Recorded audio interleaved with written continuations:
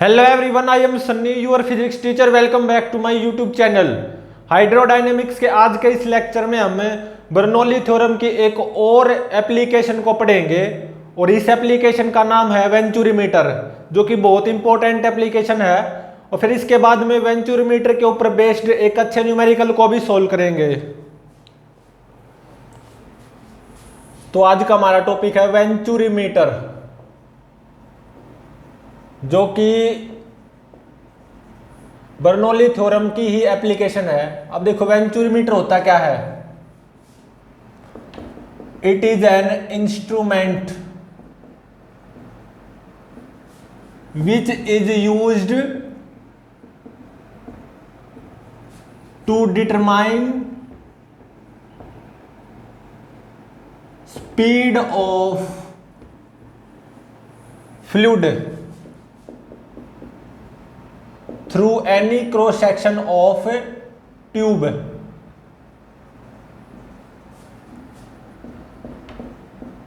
मतलब वेंचुरीमीटर एक इंस्ट्रूमेंट ही है जिसका यूज किसके लिए किया जाता है, फ्लूइड की स्पीड का पता लगाने के लिए, through any cross section of tube.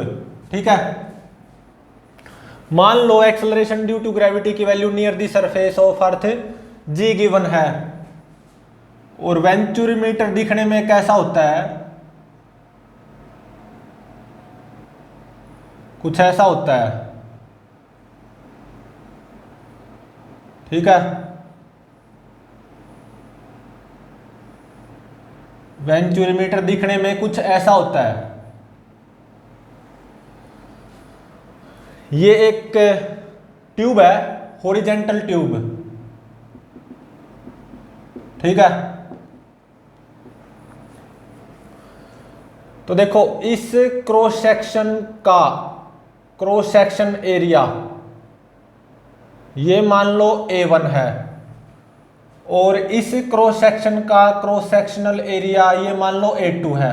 ठीक है, अब देखो यहां पे भी एयर है, यहां पे भी एयर है। ठीक है, अब क्या करेंगे, हम इस ओरिजेंटल ट्यूब से एक फ्लूइड को फ्लो करवाएंगे। ठीक है, वो फ्लूइड कैसे, कुछ ऐसे फ्लो करेगा, और फ्लूइड का लेवल कुछ यहां पे भी आ जाएगा।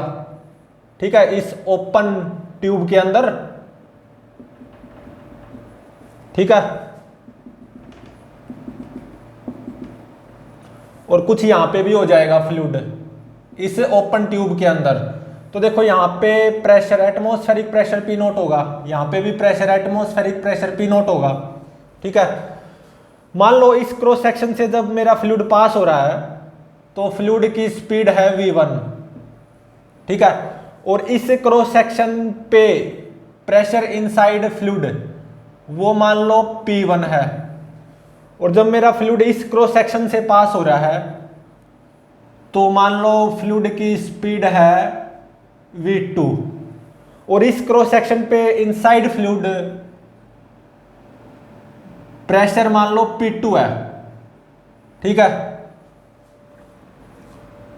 और मान लो ये ग्राउंड है, ग्राउंड लेवल पे मैं ग्रेविटेशनल पोटेंशियल एनर्जी को 0 मान के चल रहा हूं रेफरेंस के तौर पे। ठीक है, और मान लो ये हाइट h1 है और ये हाइट h2। ठीक है, और देखो ये हाइट कैपिटल H है, तो ये हाइट भी कितनी हो जाएगी, कैपिटल H हो जाएगी।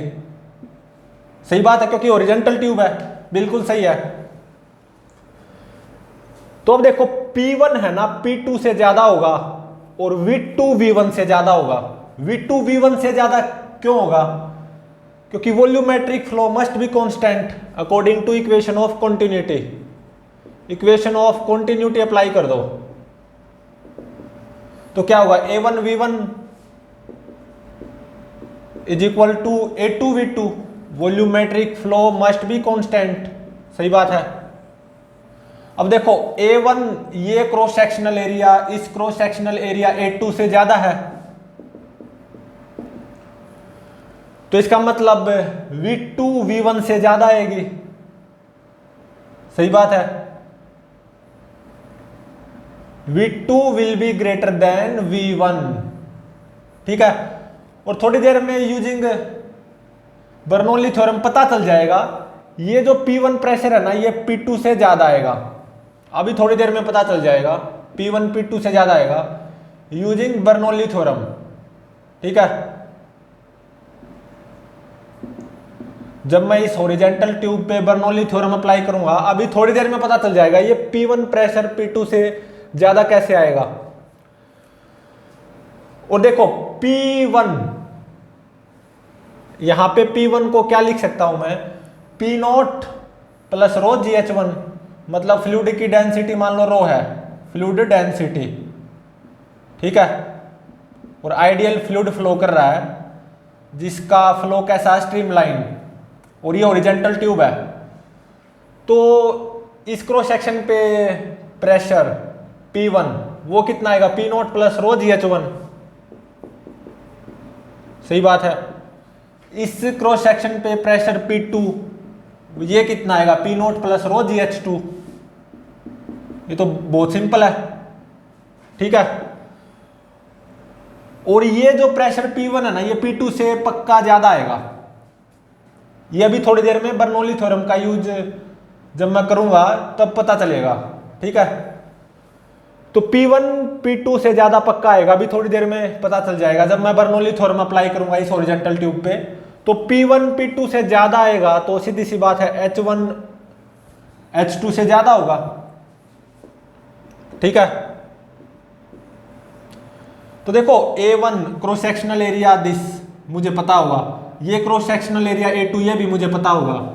ये जो हाइट H1 और ये हाइट H2 है ना इन ओपन ट्यूब के अंदर, ये मुझे प्रैक्टिकली पता चलेगी, एक्सपेरिमेंटली H1, H2 ये मुझे प्रैक्टिकली पता चलेगी, ठीक है। और यहाँ पे H1 हाइट पक्का H2 से ज्यादा आएगी क्योंकि P1 P2 से ज्यादा होगा। और P1 P2 से ज्यादा क्यों होगा ये भी थोड़ी देर में बर्नौली थ्योरम से पता चल जाएगा जब मैं बर्नौली थ्योरम अप्लाई करूंगा इस हॉरिजॉन्टल ट्यूब पे, जो कि मैं अब अप्लाई करने जा रहा हूं। तो देखो यहाँ पे pressure P1 Bernoulli theorem apply करने जा रहा हूं, plus rho GH plus half rho V1 square is equal to, यहां पे pressure P2 plus rho G capital H plus half rho V2 square. Rho G capital H से rho G capital H cancel हो गया, ठीक है। तो इसका मतलब P1 plus half rho V1 square ये किसके बराबर आया, P2 plus half rho V2 square, ठीक है। अब देखो इसका मतलब P प्लस हाफ रो V स्क्वायर कॉन्स्टेंट आया, और ऐसा होता भी है हॉरिजॉन्टल ट्यूब में। तो देखो V2 V1 से ज्यादा होगी क्योंकि ये क्रॉस सेक्शनल एरिया कम है, यहाँ पे स्ट्रीम लाइन्स मोर क्राउडेड है ना, तो यहाँ पे फ्लूइड की स्पीड V2 V1 से ज्यादा ही होगी। तो V2 अगर V1 से ज्यादा होगा तो एक तरह से क्या P1 P2 से ज्यादा नहीं होगा, बिल्कुल पता चल गया ना using Bernoulli theorem. P1 will be greater than P2, P1 P2 से ज्यादा होगा तो पक्का H1 H2 से ज्यादा होगा। H1 और H2 मुझे ये प्रैक्टिकली पता चलेंगे। अब मुझे V1 और V2 मतलब इस क्रॉस सेक्शन पे फ्लूइड की रफ्तार V1 वो पता लगानी है, और इस क्रॉस सेक्शन पे फ्लूइड की रफ्तार V2 वो पता लगानी है। तो देखो P1 माइनस P2 ये यहां से कितना आ गया, half rho V2 square minus V1 square, ठीक है। अब देखो यहां से P1 माइनस P2 ये कितना आएगा, रो G H1 माइनस H2 इतना ही आएगा बिल्कुल, is equal to half rho V2 square minus V1 square. तो minus V1 square as it is, यहां पे V2 स्क्वायर। अब देखो यहां से V2 की value in terms of V1 ये क्या आएगी A1 V1 बाय A2 और ये क्या है V2 स्क्वायर, तो इसका मतलब A1 V1 स्क्वायर बाय में A1 square V1 square by में A2 स्क्वायर, क्योंकि ये V2 स्क्वायर है ना, V2 की वैल्यू यहां से क्या आएगी A1 V1 बाय में A2, तो V2 स्क्वायर क्या हो जाएगा A1 square V1 square by में A2 स्क्वायर। ठीक है, इसको आप और अच्छे से लिख सकते हो, यहां पे V1 स्क्वायर को कॉमन ले सकते हो, V1 स्क्वायर को कॉमन ले सकते हो, ये यहां पे 1 हो गया। ठीक है, और ये कितना बन गया A1 square minus A2 square divided by A2 square. ठीक है, तो अब देखो रो से रो कैंसिल हो गया। ठीक है, तो यहां से V1 स्क्वायर की वैल्यू कितनी आ गई, यहां से 2GH1 माइनस H2 इंटू में A2 स्क्वायर। ठीक है, divided by A1 square minus A2 square. तो V1 की वैल्यू कितनी आ जाएगी, इसका रूट हो जाएगा, तो A2 इंटू में root of 2GH1 minus H2 divided by A1 square minus A2 square, ये V1 की वैल्यू आ गई। ठीक है, अब मुझे V2 की वैल्यू चाहिए। V2 की वैल्यू यहां से क्या होगी A1 V1 बाय में A2, A1 बाय में A2 इंटू में V1, V1 कितना है A2 इंटू में root of 2GH1 minus H2 divided by A1 square minus A2 square. ठीक है, तो A2 से A2 कैंसिल हो गया, तो यहां पे कितना आ गया A1। ठीक है, तो V2 की भी वैल्यू निकल गई। अब वॉल्यूमेट्रिक फ्लो वो कितना आएगा, चाहे तो A1 V1 बोल दो या A2 V2 बोल दो, A1 V1 बोल दो या A2 V2। ठीक है, और ये कितना आएगा A1 A2 इंटू में root of 2GH1 minus H2 divided by A1 square minus A2 square. Volumetric flow भी पता चल गया मुझे। ठीक है, और इस क्रॉस सेक्शन पे फ्लूइड की स्पीड V1 ये पता चल गई, इस क्रॉस सेक्शन पे फ्लूइड की स्पीड V2 वो मुझे पता चल गई। ये प्रैक्टिकल होता है। ठीक है, प्रैक्टिकली मुझे H1 और H2 पता चलेंगे, और यहाँ पे H1 H2 से ज्यादा ही मिलेगा, क्योंकि यहाँ पे प्रेशर P1 P2 से ज्यादा होगा। तो H1 H2 प्रैक्टिकली पता चलेंगी, A1 A2 मुझे पता होगा क्रॉस सेक्शनल एरियाज, और G मुझे पता होगा। तो V1 V2 की वैल्यू भी निकाल सकते हैं, वॉल्यूमेट्रिक फ्लो वो भी निकाल सकते हैं। ठीक है, तो अब इसके ऊपर बेस्ड एक न्यूमेरिकल करते हैं। तो अब देखो इस न्यूमेरिकल में क्या गिवन है, एक आइडियल फ्लूइड फ्लो कर रहा है इस ओरिजेंटल ट्यूब से, मतलब इस वेंचुरीमीटर से।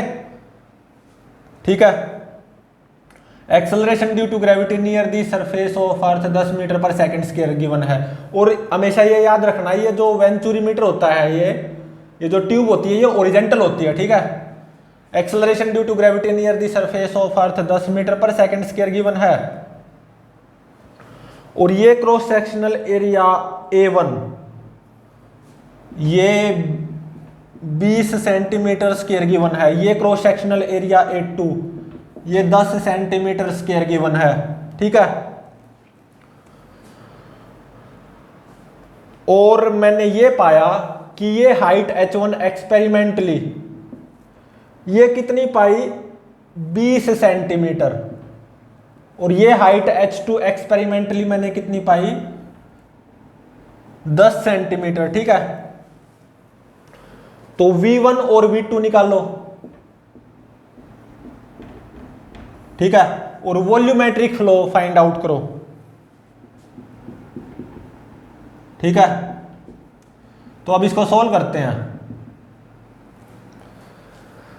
तो देखो A1 A2 मुझे पता गिवन है न्यूमेरिकल में, G भी गिवन है, H1 H2 ये भी गिवन है, तो V1 पता चल जाएगा, V2 भी पता चल जाएगा, ठीक है।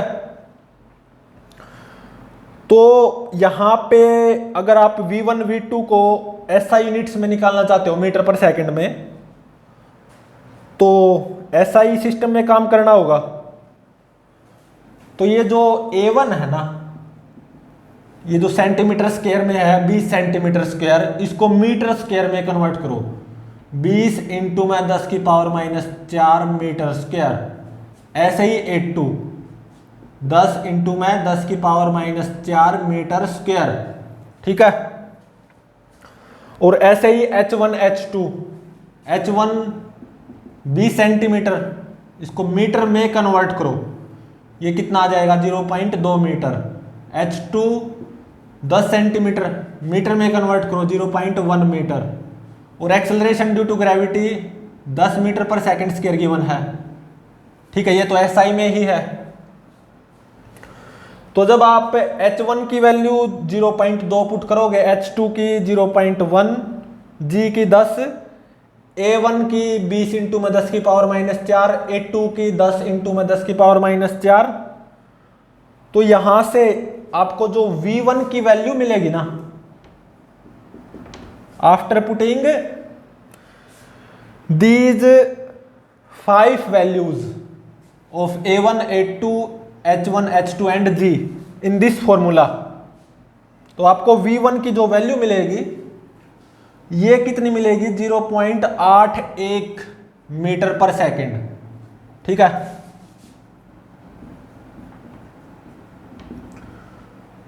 .81 मीटर पर सेकंड, और अच्छे से लिखूं तो 0.816 मीटर पर सेकंड, ठीक है। और ऐसे ही V2 की वैल्यू यहां से मिल जाएगी। V2 की वैल्यू आपको कितनी मिलेगी 1.632 मीटर पर सेकंड। और जो वॉल्यूमेट्रिक फ्लो आएगा through this horizontal tube venturimeter, वो कितना मिलेगा, वो यहां से फाइंड आउट कर सकते हो, या डायरेक्टली A1 V1 या A2 V2, बात तो वही है, या यहां से फाइंड आउट कर लो। ये कितना मिलेगा आपको, ये मिलेगा लीटर पर सेकंड में अगर आप निकालोगे 1.632 लीटर पर सेकंड, ठीक है। ये मेरे आंसर हो गए, ठीक है। तो प्लीज चैनल को लाइक शेयर और सब्सक्राइब जरूर करें।